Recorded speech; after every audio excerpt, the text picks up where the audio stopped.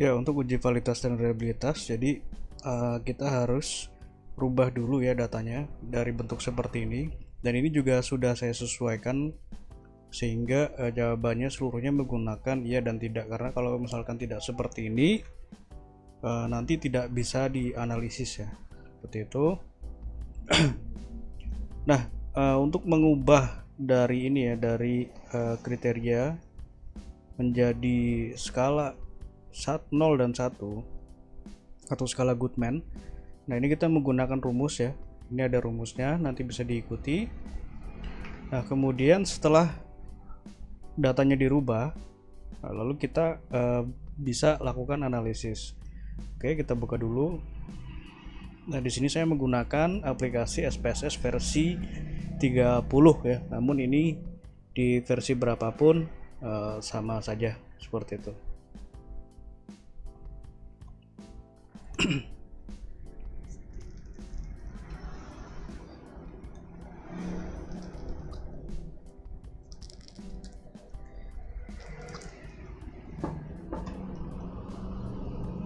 Ya, akan muncul tampilan seperti ini ya. Kita masuk ke variable view. Nah, ini kita copy. Kita paste di sini ya. Nah, kita paste di name. Oke, seperti ini. Nah, kemudian kita copy datanya yang ini ya. Ini kita copy. Oh ya, nanti gunakan ini ya. Gunakan di set yang data edit. Oke, setelah di copy datanya, kita masuk ke data view. Klik kanan, kita paste seperti ini. Nah, seperti ini.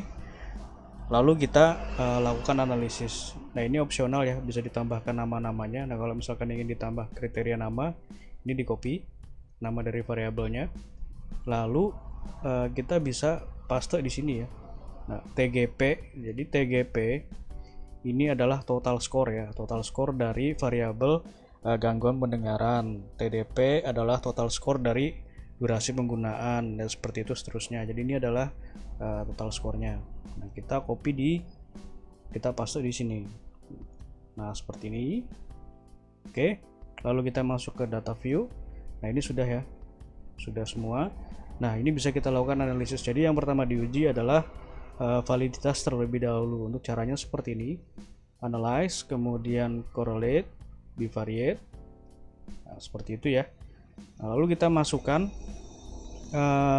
kuesionernya ini ya, berkelompok sesuai dengan variabelnya. Contoh seperti ini, GP1 sampai dengan GP13, ini kan satu variabel ya. Nah, ini kita blok, kita masukkan ke kolom sini variabel dengan mengklik tanda panah yang ini. Kemudian kita masukkan total skor dari GP. Nah, ini ya, TGP total skornya. Kita masukkan, lalu kita klik OK. Nah, ini adalah uji validitasnya. Nah, kemudian untuk reliabilitas caranya seperti ini. Analyze, scale. Nah, lalu kita pilih reliability analysis. Nah, kita masukkan ini ya, GP1 sampai dengan GP13. Jadi ingat harus sesuai dengan kelompok variabelnya. Nah, kita masukkan ke kolom item. Lalu kita klik OK. Nah, untuk uji reliabilitas ini tidak menggunakan total score ya. Jadi hanya kuesionernya saja. Oke. Nah, ini adalah uji reliabilitasnya. Nah, untuk variabel lainnya sama caranya ya, correlate, bivariate. Nah, ini kita reset ya. Kita reset. Kita masukkan ini ya, DP1 sampai DP4. Kemudian kita masukkan total skornya. Nah, karena uji validitas menggunakan total score.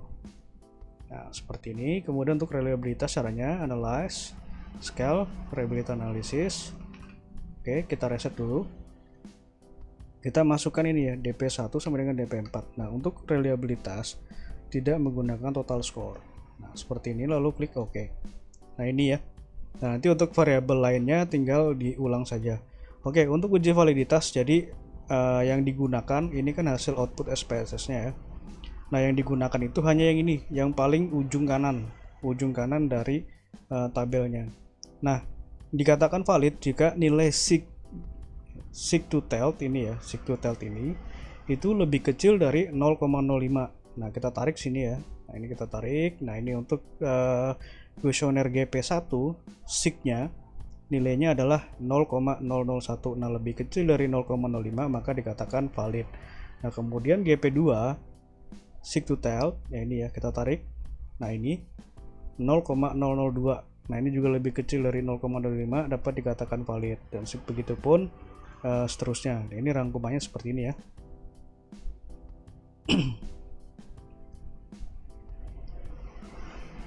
Nah, untuk uji reliabilitas ini ya, uji reliabilitasnya. Jadi ini adalah reliabilitas dari variabel GP. Nah, yang digunakan adalah nilai Cronbach alpha. Ini ya, nilai Cronbach alpha ini harus di atas 0,6 baru dikatakan kuesionernya itu reliable. Nah, di sini kita peroleh nilainya adalah 0,899. Nah, ini lebih besar dari 0,6. Nah, maka dikatakan untuk variabel GP atau gangguan pendengaran itu dikatakan memenuhi asumsi reliabilitas. Nah, ini ya, seperti itu. Nah, kemudian untuk variabel DP ya.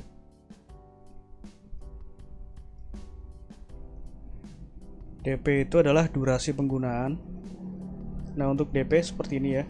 Sama ya, kita lihat nilai p value atau seek-nya nih, seek to tell.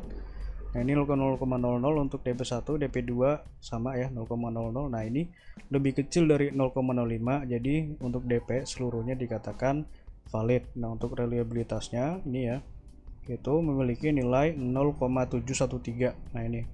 Jadi di sini dapat dikatakan reliable. Nah, dari tahapan ini dapat diketahui ya, jadi kalau untuk variabel durasi penggunaan DP itu memiliki kuesioner yang valid dan reliable. Nah, untuk variabel lainnya nanti bisa diulang sendiri ya analisisnya karena prosesnya sama saja. Oke, sekian untuk analisisnya. Terima kasih.